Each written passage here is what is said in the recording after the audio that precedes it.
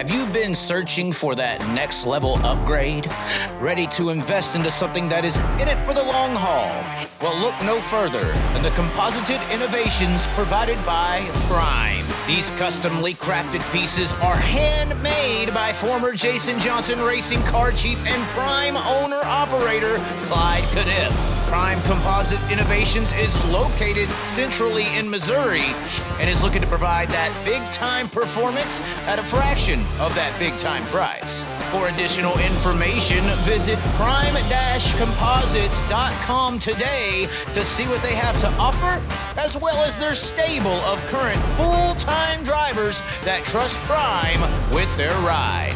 For the future of innovations, with the properly composited type, you can depend, move forward, and rely on Prime. Well, that's the same thing with Nick Hoffman. Look, Nick, I mean, he dominated modified racing. UMP. Dominated it. UMP. Yeah. There's a debate there. UMP's and not. Then, we'll continue. You know, and he ran with Bloomquist, for a year, half a year or something, you know. Yeah. Cody Sommer was involved in that. Yep.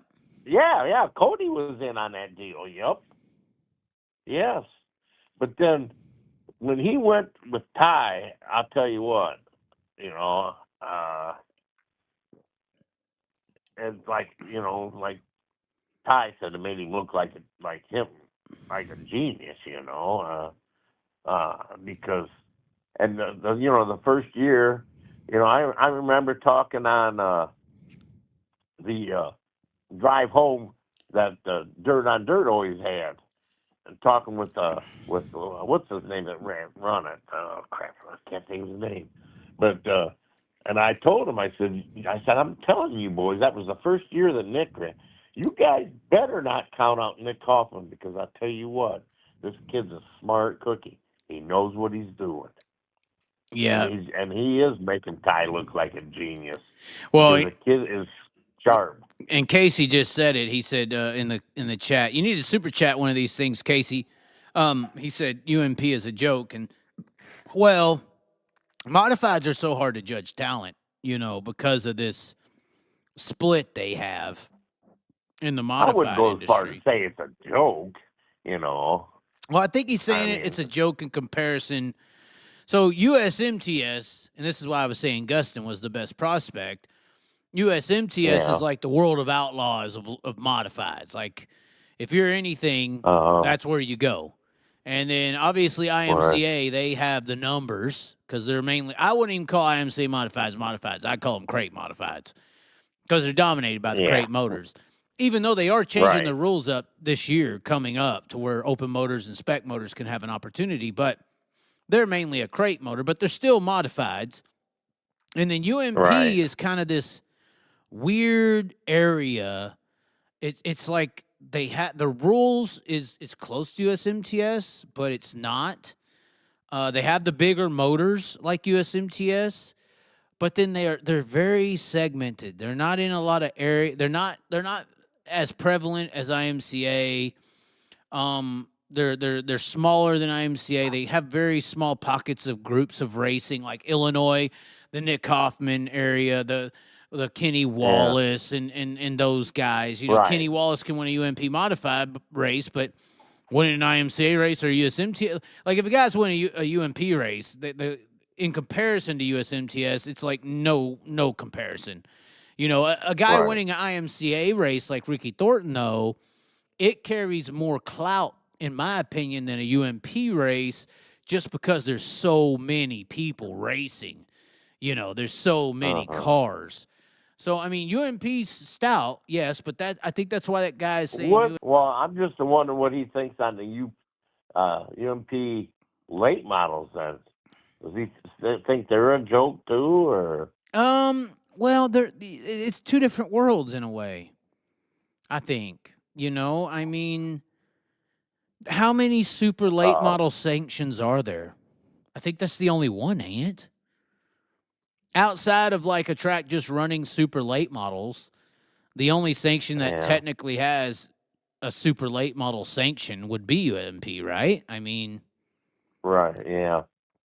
And because up in Go ahead. Michigan, and they run them UMP. They run the late models, but then they run the modifieds too. Like Oakshade, they run them modifieds every so often too. Well, here's what I would say to maybe make some sense of what we're discussing here.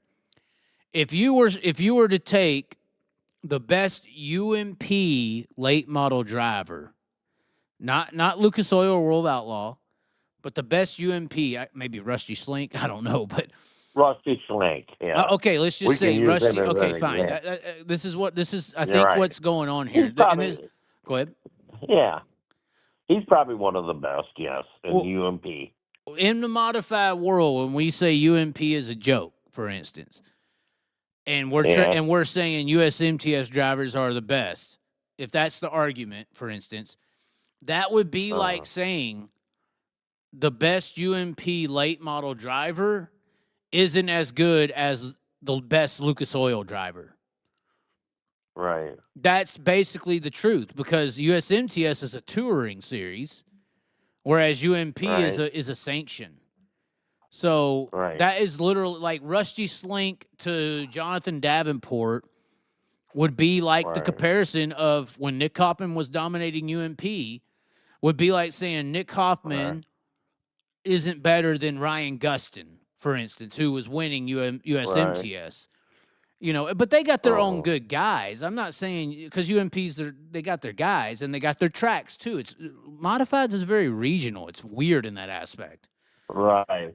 And I think comparing a UMP modified, you know, the whole as a group, and then as UMP late models as a group, I don't think you can compare them, to be honest with you. Right, but it is a fair comparison to try to understand why people say USMTS is the best, UMP's a joke or whatever.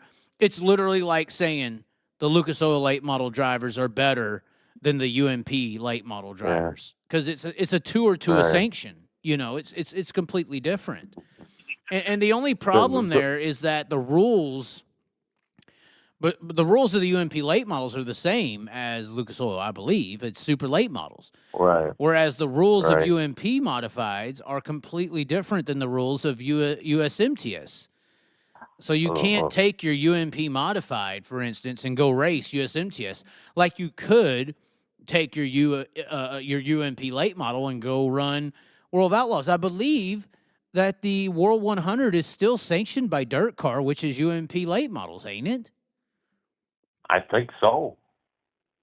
And see, actually, because Earl at one time, you know, he's one that really basically started the UMP late models. You know what I'm saying? Yeah. Back 20-some years ago, 30 years ago. I know as recently as 2 years ago when I was at World 100 and everything at Eldora that they're all Dirt Car. It's all Dirt Car sanctioned, which is USMTS, which is UMP, which is Dirt Car, which is World Racing Group, which World Racing Group owns UMP.